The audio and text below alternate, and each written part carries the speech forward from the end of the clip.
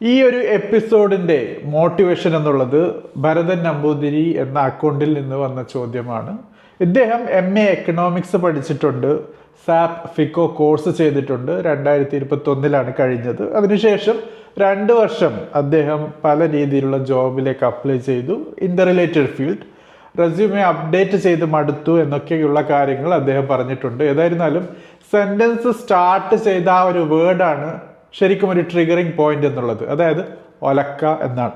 അതായത് DIFA കോഴ്സുമായി ബന്ധപ്പെട്ട് ചെയ്ത എപ്പിസോഡിൻ്റെ താഴെ വന്ന ഒരു കമൻ്റാണ്, സ്ക്രീൻഷോട്ട് ആഡ് ചെയ്തിട്ടുണ്ട്. സോ ഇന്ന് നമുക്ക് മനസ്സിലാക്കാനുള്ളത്, എന്തുകൊണ്ട് PG മാസ്റ്റേഴ്സ് പ്രോഗ്രാം ചെയ്യുന്നത് കൊണ്ട് നിങ്ങൾക്ക് ജോലി ലഭിക്കാനുള്ള സാധ്യത കൂടുന്നില്ല, നേരെമറിച്ച് കുറയുകയാണ് ചെയ്യുന്നത്. എന്തൊക്കെ കാര്യങ്ങളാണ് മെയിനായിട്ടും എഫക്റ്റ് ചെയ്യുന്നത്? പല കൂട്ടുകാരും മാസ്റ്റേഴ്സ് PG ചെയ്യുന്നതിൽ കൂടി അവർക്ക് ജോലി ലഭിക്കാനുള്ള സാധ്യത കൂടും എന്നാണ് പ്രതീക്ഷിക്കുന്നതെങ്കിൽ ആഫ്റ്റർ യുവർ മാസ്റ്റേഴ്സ് ശരിക്കും സിറ്റുവേഷൻ എന്നുള്ളത് ഓപ്പോസിറ്റായി വരുന്നുണ്ട്. സോ തീർച്ചയായിട്ടും ഈ കാര്യം മനസ്സിലാക്കേണ്ടതായിട്ടുണ്ട്. എന്തുകൊണ്ട് PG will not help you in getting a better job? Welcome to a new episode of the educated daily show. So friends, ഇൻട്രൊഡക്ഷനിൽ പറഞ്ഞതുപോലെ പോസ്റ്റ് ഗ്രാജുവേഷൻ കോഴ്സുകൾ, മാസ്റ്റേഴ്സ് കോഴ്സുകൾ, അത് പലപ്പോഴും നിങ്ങൾ അർഹിക്കുന്ന ജോലിയിലേക്കോ മിക്കവാറും ജോലിയിലേക്ക് തന്നെ എത്താൻ സഹായിക്കാത്ത അവസ്ഥ വരാറുണ്ട്. പലപ്പോഴും ഇങ്ങനെയുള്ള ഒരു സിറ്റുവേഷൻ വരുമ്പോൾ ഫ്രസ്ട്രേഷനാണ്. സോ ഇങ്ങനെ ഫ്രസ്ട്രേഷൻ വരുന്നതിന് മുമ്പായിട്ട് ചില കാര്യങ്ങൾ മനസ്സിലാക്കുന്നത് നല്ലതാണ്. സോ ഇൻ കേസ് നിങ്ങൾ UG കഴിഞ്ഞ് ഡിഗ്രി കഴിഞ്ഞ് PG പ്ലാൻ ചെയ്യുകയാണെങ്കിൽ അത് നിങ്ങൾക്ക് ഒരു തിരിച്ചറിവിൻ്റെ കാര്യമായി മാറാം. അല്ലെങ്കിൽ PG ചെയ്ത ഒരാളാണെങ്കിൽ ഈ കാര്യം മനസ്സിലാക്കിയാൽ ചില corners if you are cutting you can be A better employable person. So ആദ്യത്തേത് ലാക്ക് ഓഫ് പ്രാക്ടിക്കൽ എക്സ്പീരിയൻസ് ആണ്. സോ ഡിഗ്രി കഴിയുന്ന സമയം എന്നുള്ളത് 21-22 എന്നുള്ള ഏജാണ്. അതിനുശേഷം വീണ്ടും 2 വർഷം കഴിയുമ്പോൾ 24 25 ആയി മാറുന്നു. സോ ആ ഒരു എക്സ്ട്രാ ടൈം, ആ ടൈം എന്നുള്ളത് PG ചെയ്യുന്നത് മെയിനായിട്ടും തിയോററ്റിക്കൽ ടെക്സ്റ്റ് ബുക്ക് നോളജ് വെച്ചിട്ട് തന്നെയാണ്. ബാക്കിയുള്ള UG കോഴ്സ് പോലെയല്ല PG കോഴ്സുകൾ. PG കോഴ്സുകൾ ഡിസൈൻ ചെയ്തിട്ടുള്ളത് തന്നെ റിസർച്ചുമായി ബന്ധപ്പെട്ടും അക്കാഡമിക് തലത്തിൽ മുന്നോട്ട് പോകാനും അതോടൊപ്പം ടീച്ചിങ് ജോബിലേക്ക് പ്രിപ്പയർ ചെയ്യുന്ന കൂട്ടുകാർക്കൊക്കെ വേണ്ടി വരുന്ന രീതിയിൽ തന്നെയാണ്. സോ ഇങ്ങനെ PG ചെയ്യുമ്പോൾ നിങ്ങൾക്ക് പ്രാക്ടിക്കൽ എക്സ്പീരിയൻസ് ലഭിക്കുന്നില്ല എന്നുള്ളതും നിങ്ങളുടെ കയ്യിൽ നിന്ന് 1-2 വർഷം എക്സ്ട്രാ പോകുന്നു എന്നുള്ളതും എംപ്ലോയ്മെൻറ്റ് എന്ന ആ ഒരു ആസ്പെക്റ്റിൽ, ആ ഒരു ജോബ് മാർക്കറ്റിൽ നിങ്ങളുടെ സാഹചര്യം, നിങ്ങളുടെ സിറ്റുവേഷൻ, നിങ്ങളുടെ സ്കോപ്പ് കുറയ്ക്കുന്നു എന്നുള്ളത് വളരെ വലിയ ഒരു സത്യം തന്നെയാണ്. സോ എലഫൻറ്റ് ഇൻ ദ റൂമാണ്. ഈ കാര്യം മനസ്സിലാക്കി നിങ്ങൾ ശ്രദ്ധിക്കേണ്ടത്, എംപ്ലോയബിൾ ആകണമെങ്കിൽ കൂടുതലായി വാല്യൂ ചെയ്യുന്നത് നിങ്ങളുടെ പ്രാക്ടിക്കൽ എംപ്ലോയബിൾ സ്കിൽസ് തന്നെയാണ്. സോ ഹാൻഡ്സ് ഓൺ എക്സ്പീരിയൻസിന് അത്രത്തോളം വാല്യൂ നൽകുന്നുണ്ട് എംപ്ലോയേഴ്സ്. സോ ഈ കാര്യം ശ്രദ്ധിച്ചാൽ നിങ്ങൾക്ക് PG അല്ലെങ്കിൽ മാസ്റ്റേഴ്സ് പ്രോഗ്രാം എന്നുള്ളത് ഈ ഒരു ബില്ലിൽ ഫിറ്റ് ചെയ്യുന്നില്ല എന്ന കാര്യം എളുപ്പത്തിൽ മനസ്സിലാക്കിയെടുക്കാൻ പറ്റും. സോ ഒരു PG ചെയ്ത ഒരാളാണ്, മാസ്റ്റേഴ്സ് ചെയ്ത ഒരാളാണെങ്കിൽ ഈ ഒരു കാര്യം എങ്ങനെ നിങ്ങൾക്ക് ഓവർകം ചെയ്യാം? മനസ്സിലാക്കേണ്ടത്, ഓൾറെഡി PG ചെയ്ത ഒരാളാണെങ്കിൽ നിങ്ങൾക്ക് ഹാൻഡ്സ് ഓൺ എക്സ്പീരിയൻസിന് വേണ്ടി ഇൻറ്റേൺഷിപ്പ് പ്രോഗ്രാം മാത്രമല്ല, അതിന് ശേഷം മിനിമം വേജിലാണെങ്കിൽ പോലും, മിനിമം സാലറി ആണെങ്കിൽ പോലും ജോലി ചെയ്ത് എക്സ്പീരിയൻസ് നേടുക എന്നുള്ളതാണ് before applying four A serious job. ഒരു ജോബിലേക്ക് അപ്ലൈ ചെയ്യുന്നതിന് മുമ്പായിട്ട് MA എക്കണോമിക്സ് പഠിച്ച ഭരതൻ നമ്പൂതിരിയുടെ കാര്യമാണെങ്കിൽ അദ്ദേഹം ഫിനാൻസ് അല്ലെങ്കിൽ കൊമേഴ്സ് സെക്ടറിലേക്കാണ് പോകാൻ ആഗ്രഹിക്കുന്നതെങ്കിൽ ഒരു സീരിയസ് ജോബിലേക്ക് അപ്ലൈ ചെയ്യുന്നതിന് മുമ്പായിട്ട് ആ ഒരു ഫീൽഡിൽ ഒരു മിനിമം വർക്ക് എക്സ്പീരിയൻസ് നേടിയെടുക്കുക എന്നുള്ളതാണ്. അത് അദ്ദേഹത്തിൻ്റെ ജോബ് പ്രോസ്പെക്ട്സ് കൂട്ടും എന്ന കാര്യത്തിൽ സംശയമില്ല. രണ്ടാമത്തത് ഇൻഡസ്ട്രി നീഡ്സുമായിട്ടുള്ള ഒരു മിസ് അലൈൻമെൻറ്റ് തന്നെയാണ്. സോ ഇവിടെ മനസ്സിലാക്കേണ്ടത്, പൊതുവെ എല്ലാ PG കോഴ്സുകളും മാസ്റ്റേഴ്സ് കോഴ്സുകളും അത് ഡിസൈൻ ചെയ്തിട്ടുള്ളത് വളരെ തിയോറിറ്റിക്കൽ ആയിട്ടുള്ള അക്കാദമിക് തലത്തിലുള്ള സ്പെഷ്യലൈസേഷൻ രീതിയിലുള്ള കോഴ്സുകൾ അല്ലെങ്കിൽ സബ്ജക്റ്റുകൾ കുത്തിയിറച്ചാണ്. സോ ഇത് ജോബ് മാർക്കറ്റിന് ആവശ്യമായ സ്കിൽസ് ഒന്നും നൽകുന്നില്ല എന്ന കാര്യം പ്രത്യേകം ശ്രദ്ധിക്കുക. അത് നിങ്ങൾക്കറിയില്ലെങ്കിലും നിങ്ങളെ ഇൻ്റർവ്യൂ ചെയ്യുന്ന എംപ്ലോയേഴ്സിന് അല്ലെങ്കിൽ ഏത് ജോബിലേക്കാണോ നിങ്ങളെ വിളിക്കാൻ പോകുന്നത് ആ കമ്പനിയുടെ എംപ്ലോയേഴ്സിന് അല്ലെങ്കിൽ ആ കമ്പനിയിലുള്ള ഉത്തരവാദിത്തപ്പെട്ട ആൾക്കാർക്ക് അറിയാം. സോ അവർ തീർച്ചയായിട്ടും PG കഴിഞ്ഞ മാസ്റ്റേഴ്സ് കഴിഞ്ഞ കൂട്ടുകാരേക്കാൾ കൂടുതൽ ഇമ്പോർട്ടൻസ് കൊടുക്കുന്നത് UG കഴിഞ്ഞ സർട്ടിഫിക്കേഷൻ കോഴ്സുകൾ with respect to relevant job ചെയ്യുന്ന ആൾക്കാർക്ക് തന്നെയാണ്. ഇന്ന് ജോബ് മാർക്കറ്റ് എന്നുള്ളത് ഹൈലി കോമ്പറ്റീറ്റീവാണ്. മാസ്റ്റേഴ്സ് പഠിച്ചിറങ്ങുന്ന കൂട്ടുകാർ തന്നെ വളരെ കൂടുതലുണ്ട്. So obviously they will not look into those kinds of profile with PG, pure PG.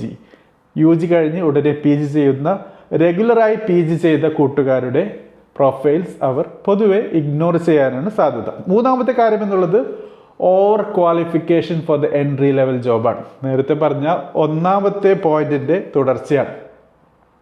So ഇവിടെ പ്രത്യേകം ശ്രദ്ധിക്കേണ്ടത് ആദ്യത്തെ ജോബ് എന്നുള്ളത് എല്ലാവർക്കും അറിയാം അല്പം ബുദ്ധിമുട്ടാണ്. എല്ലാവർക്കും വേണ്ടത് എക്സ്പീരിയൻസ്ഡ് ഹാൻഡ് തന്നെയാണ്.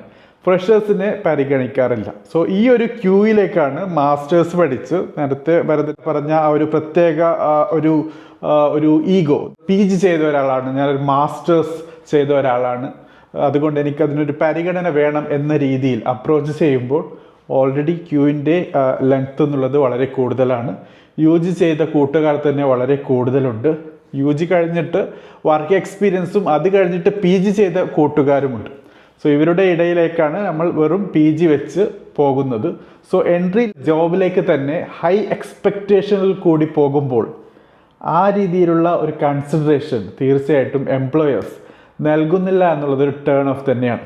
സോ അങ്ങനെ ഒരു ഹൈ എക്സ്പെക്റ്റേഷനിൽ നിങ്ങൾ പോകുമ്പോൾ നിങ്ങൾ അർഹിക്കുന്ന ജോബ് ലഭിക്കുന്നില്ല എന്ന ഒരു നെഗറ്റീവ് വൈബ് കൂടി ലഭിക്കുമ്പോൾ നിങ്ങൾ പൊതുവെ ഡിസ്കറേജ്ഡ് ആകും. സോ അങ്ങനെ കൂടുതൽ ജോബ് അപ്ലൈ ചെയ്യാതെ വരാനും സാധ്യതയുണ്ട്. കാര്യം പ്രത്യേകം ശ്രദ്ധിക്കുക, or qualification for the entry level job, അതായത് ആദ്യത്തെ ജോബ് എന്നുള്ളത് ഏറ്റവും പെട്ടെന്ന് ലഭിക്കാനുള്ള സാഹചര്യം സൃഷ്ടിക്കലാണ് ചെയ്യേണ്ടത്. പക്ഷേ മാസ്റ്റേഴ്സ് ചെയ്യുന്നതിൽ കൂടി ഓവർ ക്വാളിഫൈഡ് ആകുന്നു എന്ന ഒരു സിറ്റുവേഷൻ വരുന്നത് കൊണ്ട് തന്നെ പലപ്പോഴും അത് ഒരു നെഗറ്റീവ് ഇമ്പാക്റ്റ് കൊണ്ടുവരുന്നു. അപ്ലൈ ചെയ്യുന്ന കാൻഡിഡേറ്റിന് ഒരു ഡിസ്കറേജ്മെൻറ്റും നിങ്ങളെ പിക്ക് ചെയ്യാൻ പോകുന്ന എംപ്ലോയറിന് അതൊരു വേണ്ടാത്ത കാര്യമായി. അതായത് ഒരു ചെയറാണ് വേണ്ടത്, പ്രോപ്പറായിട്ടുള്ള ഒരു വുഡൻ ചെയർ മതിയെങ്കിൽ സോഫ സെറ്റ് ആരും പ്രതീക്ഷിക്കില്ല. In case if they are getting the sofa set, ആ സോഫ സെറ്റിൻ്റെ പ്രൈസ് എന്നുള്ളത് ആ വുഡൻ ചെയറിൻ്റെ അല്ലെങ്കിൽ പ്ലാസ്റ്റിക് ചെയറിൻ്റേതാണെങ്കിൽ they will manage it, they will purchase that sofa set. So അങ്ങനെ PG പഠിച്ച ഒരാളെ UG പഠിച്ച ഒരാളുടെ, അതായത് ഡിഗ്രി പഠിച്ച ഒരാളുടെ സാലറിയിൽ കിട്ടുകയാണെങ്കിൽ ചിലപ്പോൾ അവർ ആക്സെപ്റ്റ് ചെയ്യും. പക്ഷേ ഇങ്ങനെ ഒരു ജോബിലേക്ക് കയറുകയാണെങ്കിൽ ആ PG പഠിച്ച കൂട്ടുകാരന് അല്ലെങ്കിൽ കൂട്ടുകാരിക്ക് തീർച്ചയായിട്ടും അതൊരു ഡിസ്കറേജ്മെൻ്റ് ആണ്. അദ്ദേഹം ജോലിയിൽ കയറിയാൽ അവരുടെ സാലറിയും UG പഠിച്ച ഒരാളുടെ സാലറിയും സെയിം ആണ് എന്ന് മനസ്സിലാക്കുമ്പോൾ അത് ആ ജോലിയോടുള്ള അവരുടെ താല്പര്യം കുറക്കാനും പിന്നീട് അത് അവരുടെ ക്വാളിറ്റി ഓഫ് വർക്കിനെ ബാധിക്കാനുമൊക്കെയുള്ള സാധ്യതയുണ്ട്. നാലാമത്തത് ഇറലവൻറ്റ് സ്പെഷ്യലൈസേഷനാണ്. സോ ജോബ് മാർക്കറ്റിൽ സെറ്റ് ഓഫ് സ്കിൽസ് ഉണ്ടായിരിക്കേണ്ട ജോലിയും കാര്യങ്ങളുമൊക്കെ ഒരു പ്രത്യേക നോളജുമായി അല്ലെങ്കിൽ അറിവുമായി അല്ലെങ്കിൽ ചെയ്യുന്ന കാര്യവുമായി ബന്ധപ്പെട്ടിട്ടാണ്. അൺഫോർച്ചുനേറ്റ്ലി നമ്മുടെ എക്സിസ്റ്റിംഗ് PG പ്രോഗ്രാം എന്നുള്ളത് നേരത്തെ പറഞ്ഞതുപോലെ അത് റിസർച്ചുമായി ബന്ധപ്പെട്ടും അക്കാദമിക് തലത്തിലേക്ക് ടീച്ചിങ്ങുമായി ബന്ധപ്പെട്ട് സ്പെഷ്യലൈസേഷനുമായി ബന്ധപ്പെട്ടൊക്കെ നിലകൊള്ളുന്ന കാര്യമാണ്. സോ ഈ ഒരു സിറ്റുവേഷനിൽ നിങ്ങൾക്ക് എംപ്ലോയ്മെൻറ്റുമായി ബന്ധപ്പെട്ട് ജോബ് മാർക്കറ്റിന് ആവശ്യമായിട്ടുള്ള സ്പെഷ്യലൈസേഷൻ അല്ല PGയിൽ കൂടി ലഭിക്കുന്നത്. അതുകൊണ്ട് തന്നെ PG ചെയ്യുന്ന കൂട്ടുകാർക്ക് ഒരു ഇറലവൻറ്റ് സ്പെഷ്യലൈസേഷൻ നേടുന്നതിൽ കൂടി ജോബിൽ അവർക്ക് മുന്നോട്ട് പോകാനും അല്ലെങ്കിൽ എംപ്ലോയബിൾ ആകാനുള്ള സാഹചര്യവും വളരെ കുറഞ്ഞു വരുന്നുണ്ട്. അഞ്ചാമത്തെയും അവസാനത്തെയും പോയിന്റ് ഈ ഒരു ഡിസ്കഷനിൽ ഉൾപ്പെടുത്താനുള്ളത് ഹൈ കോസ്റ്റും അതോടൊപ്പം അൺസർട്ടൺ റിട്ടേൺ ഓൺ ഇൻവെസ്റ്റ്മെൻറ്റുമാണ്. നമുക്കറിയാം എഡ്യൂക്കേഷൻ എന്നുള്ളത് ചീപ്പല്ല, പ്രത്യേകിച്ച് നല്ല ഇൻസ്റ്റിറ്റ്യൂട്ടിൽ നല്ല ഫെസിലിറ്റിയും നല്ല ചാൻസസും ഓപ്പർച്യൂണിറ്റീസും ഒക്കെയുള്ള ഇൻസ്റ്റിറ്റ്യൂട്ട് പിക്ക് ചെയ്യുകയാണെങ്കിൽ ഫീസ് ഓൾസോ ഹൈ. അങ്ങനെയുള്ള സാഹചര്യത്തിൽ നിങ്ങൾ മുടക്കുന്ന മുതൽ അല്ലെങ്കിൽ നിങ്ങൾ കാശ് മുടക്കി സമയം മുടക്കി എഫേർട്ട് ഇട്ട് പഠിച്ചെടുക്കുന്ന ആ PG പ്രോഗ്രാം നിങ്ങൾ പ്രതീക്ഷിക്കുന്ന ആ ഒരു ഇമ്പാക്റ്റ് കിട്ടുന്നില്ലെങ്കിൽ അത് നിങ്ങളെ ഡിസ്കറേജ്ഡ് ആക്കും എന്ന കാര്യത്തിൽ യാതൊരു സംശയവുമില്ല. നേരത്തെ ഭരതൻ നമ്പ്യാർ പറഞ്ഞ ആ ഒരു കാര്യവും അദ്ദേഹത്തിൻ്റെ ഫ്രസ്ട്രേഷൻ നമുക്ക് ഉൾക്കൊള്ളാൻ പറ്റും. കാരണം MA എക്കണോമിക്സ് പഠിച്ചു, economics is A tough subject anyway. അതിനുശേഷം ഫിക്കോയും പഠിച്ചു, SAP FICO. അതിനുശേഷം 2 വർഷം ജോബും അപ്ലൈ ചെയ്തു, കിട്ടിയില്ല. പിന്നീട് ടീച്ചിങ് ജോബിലേക്കാണ് അദ്ദേഹം പോകുന്നത്. അതിൽ കൂടിയാണ് അദ്ദേഹം വരുമാനം കണ്ടെത്തുന്നത്. സോ അങ്ങനെയുള്ള ഒരു സാഹചര്യത്തിൽ എത്തുന്നത് തടയേണ്ടതായിട്ടുണ്ട്. സോ ഹൈ കോസ്റ്റ് നിങ്ങളുടെ എഡ്യൂക്കേഷൻ നിങ്ങൾ സ്പെൻഡ് ചെയ്യുകയാണെങ്കിൽ ഏതൊരു കോഴ്സാണെങ്കിലും അതിൻ്റെ ROI കൂടി കാൽക്കുലേറ്റ് ചെയ്ത് അതിനെക്കുറിച്ചൊരു ധാരണ കൂടി വേണം എന്നുള്ള കാര്യവും പ്രത്യേകം ശ്രദ്ധിക്കണം.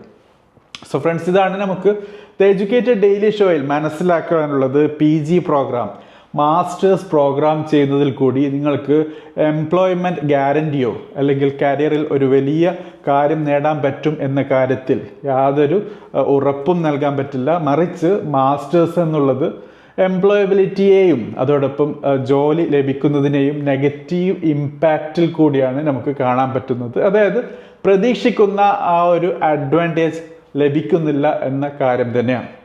സോ ഈ കാര്യവുമായി ബന്ധപ്പെട്ട് നിങ്ങളുടെ അഭിപ്രായം രേഖപ്പെടുത്താൻ മറക്കരുത് ഇൻ ദ കമൻറ്റ് ബോക്സ്. ചോദ്യങ്ങളും തീർച്ചയായിട്ടും ഉയർത്തുക. Thank you for watching. Have A great day.